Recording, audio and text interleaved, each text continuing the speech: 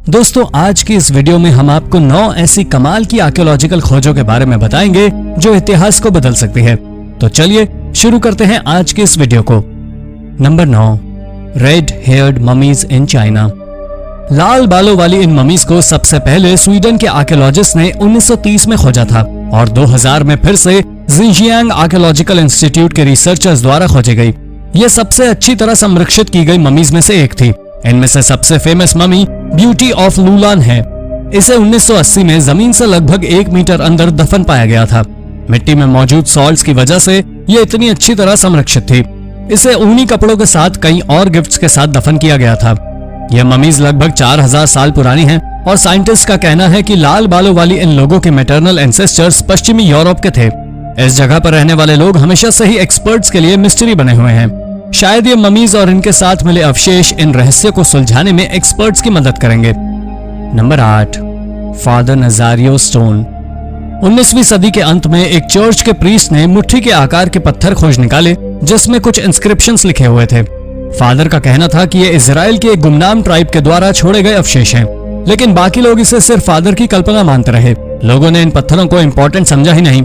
एक पत्थर तो डोर स्टॉपर की तरह इस्तेमाल किया जा रहा था, पर 2001 में रेनियल रॉड्रिगेज रैमोस नाम के एक आर्कियोलॉजिस्ट ने इन पर रिसर्च की और तब पता चला ये किसी प्री कोलंबियन भाषा को रिप्रेजेंट करते हैं जिसके बारे में हमें अभी तक जानकारी नहीं थी। ये लगभग 300 स्टोन्स हैं जिसमें 20 के करीब सिंबल्स रिपीट किए गए हैं। एक पत्थर पर तो पगड़ी पहने आदमी की आकृति भी बनी हुई थी। इस क्षेत्र में रहने वाले लोगों के कोई लिखित अवशेष नहीं मिले हैं, इसलिए एक्सपर्ट्स भी इस लैंग्वेज को डिकोड नहीं कर पाए हैं। लेकिन ये अवशेष डिकोड होने के बाद कई महत्वपूर्ण जानकारियां दे सकते हैं और इसीलिए एक्सपर्ट्स का कहना है ये स्टोन्स इतिहास दोबारा लिख सकते हैं। नंबर 7, चाइनीज आर्टिफैक्ट्स इन नॉर्थ अमेरिका। 2014 में जॉर्जिया में एक नदी के किनारे एक आर्टिफैक्ट कलेक्ट करने वाले आदमी को एक तलवार मिली। ये काफी खास थी क्योंकि ये एक चाइनीज तलवार थी। अमेरिका में चाइनीज तलवार का मिलना एक्सपर्ट्स को हैरान कर रहा था। साथ ही इसका डिजाइन काफी अनोखा था जो इसे और रहस्यमय बना रहा था। इसमें कई डिजाइन्स भी उकेरे गए थे जिन्हें आज तक वैज्ञानिक समझ नहीं पाए हैं। 30 सेंटीमीटर लंबी ये तलवार लिजर्डिट नाम के एक दुर्लभ धातु से बनी हुई है। हालांकि इस मटेरियल के टाइप और ओरिजिन के बारे में जानकारी देने के लिए आर्कियोलॉजिस्ट को अभी और टेस्ट करने होंगे। कुछ लोगों का ये भी कहना है कोलंबस से पहले भी चीनी लोग अमेरिका आए थे, इसलिए उनके हथियार यहाँ पाए गए। इस तलवार पर एक ड्रैगन का चित्र बना हुआ है जो शैंग डायनेस्टी के समय कॉमन था। इसमें मेसो अमेरिकन जैगुआर गॉड की भी कुछ सिंबल्स हैं, जिनको देखकर ये लगता है कि चीनी और ओल्मेक्स लोगों के बीच कुछ कनेक्शन था।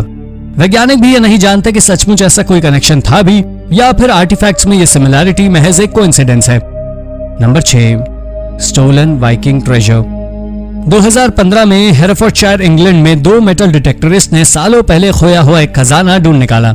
ये खजाना वाइकिंग्स के समय का था। इस खजाने में गोल्ड और सिल्वर ज्वेलरी, सिल्वर इनगॉट्स और लगभग 300 एंग्लो सैक्सन कॉइन्स थे। एक्सपर्ट्स का कहना है कि इसे किसी वाइकिंग वॉरियर ने 1000 साल पहले दफन किया होगा। इसमें मिली एक रिंग, एक ब्रेसलेट 9वीं सेंचुरी के समय का है। जिन 2 व्यक्तियों ने इन्हें खोजा था उन्होंने इसकी जानकारी सरकार को देने के बजाय इन आर्टिफैक्ट्स को एंटीक डीलर्स को बेचना शुरू कर दिया। हालांकि कानून तोड़ने और आर्टिफैक्ट्स की स्मगलिंग के लिए इन्हें जेल में डाल दिया गया, लेकिन तब तक इनमें से अधिकतर आर्टिफैक्ट्स बेचे जा चुके थे और आज भी एक्सपर्ट्स बहुत कम आर्टिफैक्ट्स से रिकवर कर पाए हैं। ऐसा कहा जा रहा है कि खोए आर्टिफैक्ट्स में से एक में वेसेक्स के राजा किंग एल्फ्रेड और दूसरे में मोर्शियर के कियोल वुल्फ II की तस्वीर बनी हुई है। क्या इन दोनों में कोई कनेक्शन था? अवशेषों की कमी की वजह से ये सभी सवाल हमेशा के लिए अनसुलझे ही रह जाएंगे। Number 5, cat domestication. आज के समय में बिल्ली पालना काफी आम बात है, लेकिन क्या आपने कभी सोचा है कि इंसान ने बिल्ली पालना कब शुरू किया होगा? 2013 में हुई खोज से इंसान और बिल्ली के बीच दोस्ती की शुरुआत के सबूत एक प्राचीन चीनी सेटलमेंट क्वान हुकुन से मिले हैं।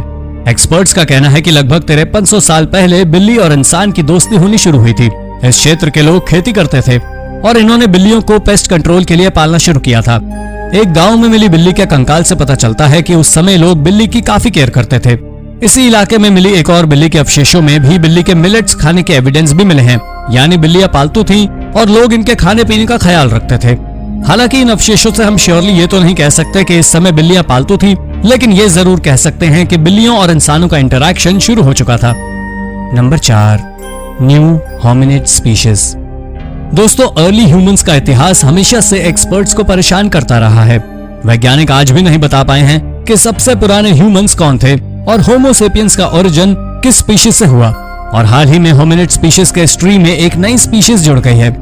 2013 में जोहानिसबर्ग की एक गुफा में वॉलंटियर्स को हजारों की संख्या में हड्डियां और इंसानी जबड़े मिले। एक्सपर्ट्स का कहना है ये बिल्कुल नई स्पीशीज हैं और वैज्ञानिकों ने इन्हें होमो नैलिडी नाम दिया है। इस स्पीशीज के अवशेष इससे पहले कभी नहीं देखे गए थे। इन लोगों के ब्रेन का साइज बाकी नॉन ह्यूमन स्पीशीज की तुलना में छोटा है। ये सभी अवशेष 335,000 से लेकर 236,000 साल पुराने हैं। एक्सपर्ट्स का कहना है कि होमो सेपियंस यानी आज के इंसान और होमो नैलिडी ये दोनों ही प्रजातियां आपस में रिलेटेड हैं, लेकिन कैसे, इस बात का जवाब वैज्ञानिकों के पास भी नहीं है। Number 3, who built the great pyramids of Giza. Giza के पिरामिड्स के बारे में आप सभी ने सुना होगा, लेकिन क्या आप जानते हैं इसका निर्माण किसने किया था?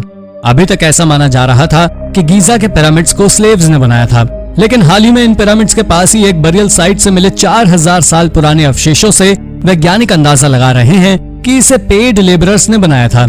जमीन से लगभग 3 मीटर नीचे गहराई में दबे मिट्टी के एक मकबरे में काफी सारे आर्टिफैक्ट्स मिले हैं। इन आर्टिफैक्ट्स की खासियत यह भी है कि ये सभी काफी अच्छी तरह प्रिजर्व्ड हैं। हालांकि इन कंकालों को देखकर यह पता चलता है कि ये गरीब तबके के लोग थे और काफी सारी बीमारियों से पीड़ित भी थे, लेकिन इन्हें पिरामिड बनाने के पैसे दिए जा रहे हैं। इन स्केलेटन्स पर की गई स्टडी से एक और बात सामने आई है कि ये लोग काफी मात्रा में मीट खाते थे। आर्कियोलॉजिस्ट का यह भी कहना है कि अगर ये स्लेव्स होते तो इन्हें इतनी अच्छी तरह दफन ना किया जाता। Number 2, the library of Alexandria. 283 BC के दौरान ये दुनिया की सबसे बड़ी लाइब्रेरी थी। यहाँ 100 से भी ज्यादा स्कॉलर्स रहा करते थे। इसके साथ साथ यहाँ पर कई महान थिंकर्स जैसे होमर, प्लेटो आदि के द्वारा लिखी गई किताबें और डॉक्यूमेंट्स भी थे। एक बात जो आपको हैरान कर देगी कि भले ये काफी चर्चित लाइब्रेरी थी, लेकिन यहाँ आने वाले लोगों की उनकी फाइनेंशियल कंडीशन के आधार पर परमिशन नहीं मिलती थी, बल्कि ये सभी योग्य स्कॉलर्स के लिए थे, चाहे वो अमीर हो या गरीब। 40 एडी में जूलियस सीजर की सेना ने इसमें आग लगा दी। उसके बाद रोमन एम्परर मार्कस ऑरियलिस ने भी यहाँ विदेशी स्कॉलर्स के आने पर रोक लगा दी, जिसके बाद लाइब्रेरी के कई प्रीशियस कॉन्टेक्स्ट नेग्लेक्ट होने लगे। उसके बाद 391 एडी और 451 एडी के समय धर्म संरक्षण के नाम पर लाइब्रेरी को डैमेज करने की कोशिश की गई और साल 640 में अरब फोर्सेस ने लाइब्रेरी पर अपना आधिपत्य स्थापित कर लिया और बची कुची मैन्यूस्क्रिप्ट्स को बाथ हाउस के फ्यूल के तौर पर इस्तेमाल किया। नंबर 1, अफ्रीकन आर्टिफैक्ट्स इन साउथ अमेरिका। वैसे तो हम सभी यही मानते हैं कि अमेरिका की खोज क्रिस्टोफर कोलंबस ने की थी, लेकिन पुरातत्वविदों को कई ऐसे एविडेंस मिले हैं जिनसे ये पता चलता है कि अफ्रीकन लोग काफी पहले अमेरिका जा चुके थे। न सिर्फ इन दोनों जगहों के कल्चर्स में समानता है, बल्कि इन जगहों के ह्यूमन स्केलेटन्स को देखकर यह भी पता चलता है कि यहाँ की चिकित्सा की तकनीकी भी काफी समान थी। कुछ लोगों का कहना है कि किंग अबुकरी II सन 1300 के दौरान साउथ अमेरिका गया था, जबकि कुछ अन्य लोगों का ऐसा मानना है कि अफ्रीकी लोग उसके सालों पहले साउथ अमेरिका जा चुके थे। लेकिन अफ्रीका और साउथ अमेरिका के बीच पहला कांटेक्ट कब हुआ और किसने किया, इस बारे में एक्सपर्ट्स को कोई भी जानकारी नहीं है। तो दोस्तों, ये तो थी 9 शानदार खोजें जिनके बारे में एक्सपर्ट्स भी जवाब नहीं दे पा रहे हैं। इनमें से कौन सी खोज आपको रोचक लगी? अपना जवाब हमें कमेंट करके जरूर बताइए और ऐसे ही अन्य रोचक जानकारियों के लिए हमारे चैनल को सब्सक्राइब जरूर कर लें। धन्यवाद।